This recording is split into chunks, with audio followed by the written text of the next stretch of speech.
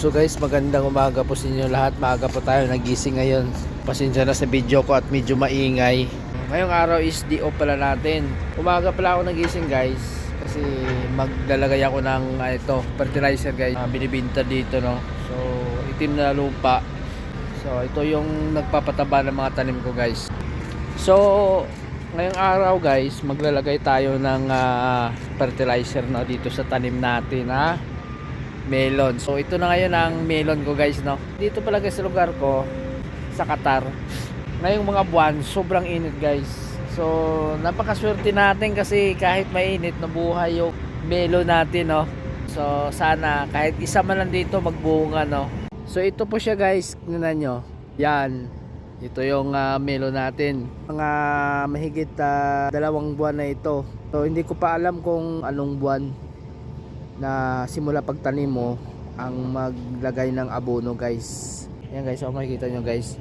So sobrang taba niya guys. So ayan green na green guys no. So maglalagay na tayo guys ng abono sa ating melon. So yung sabi ko sa inyo na abono na yung fertilizer na black na lupa. So yan, maglalagay na tayo dito guys.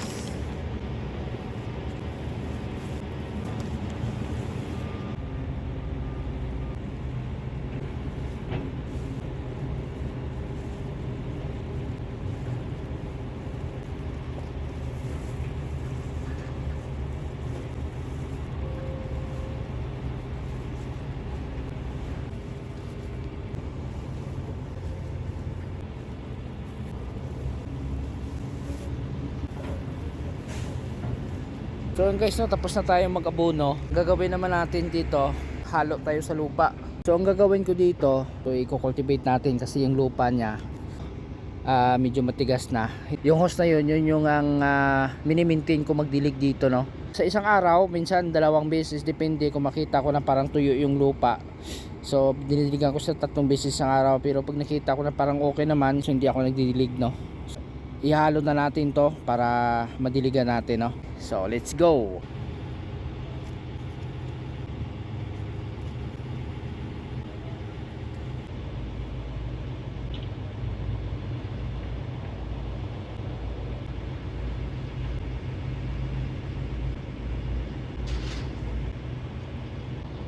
Kunti na lang, ito na lang guys no, matatapos na.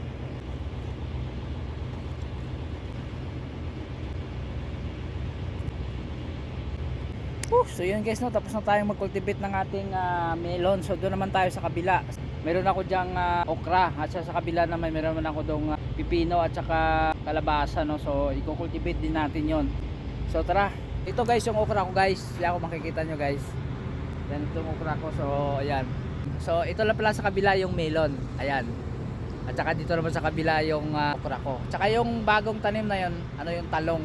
Nagpisik na ba, kumbaga sa Bisaya, nagpisik na ba, nag-open na. So by next week siguro magsibol na siya. So dito tayo magsisimula guys uli sa pagko-cultivate natin. Lagyan natin uli ng fertilizer konti at i-cultivate.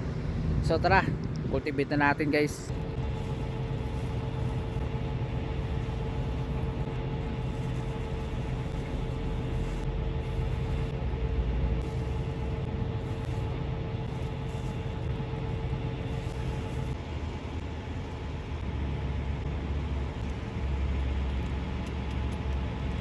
So yung guys, so, tapos na rin tayo mag-cultivate ng ating okra.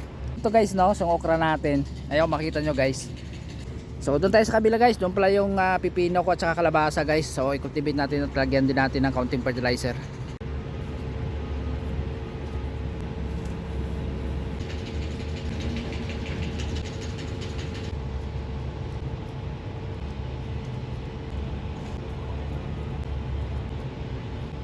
So yun na guys, so, tapos na tayo mag-cultivate sa ating pino at saka kalabasa guys. Dati kasi hindi ako mahilig masyadong mag-alaga ng mga tanim-tanim sa labas, maliban sa pagdi-design ng mga bulaklak. So ito din ang nakakahiligan ko ngayon no. So ito na pala guys yung kalabasa ko guys. Ayan guys, so makikita nyo yan. Tsaka yun, so mahaba na rin guys. Tara, lapitan muna natin saglit. Yan.